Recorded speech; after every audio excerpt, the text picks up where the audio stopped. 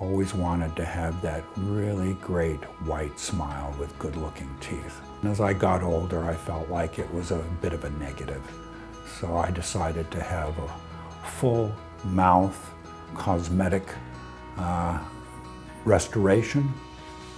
And I'm very, very happy that I did. All the teeth about 5 years ago, and it was done over a 2-day period. I saw the ads, and I always said, one day, I'm going to go in and see her.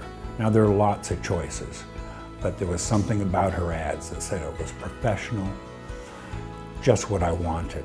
I told her I did not want sparkling white teeth. I said, I'm 67. I said, I want a great look, but I want it to be natural. So we didn't go with the whitest of whites. The professionalism, state-of-the-art equipment, somebody who just knows what they're doing, professional. That's what I wanted. Money was not as important as having the right person do it and not mess it up. And I was confident after meeting her that she was the right person to do it. If you want the results, this is where you go for the results. Everybody is right up to date.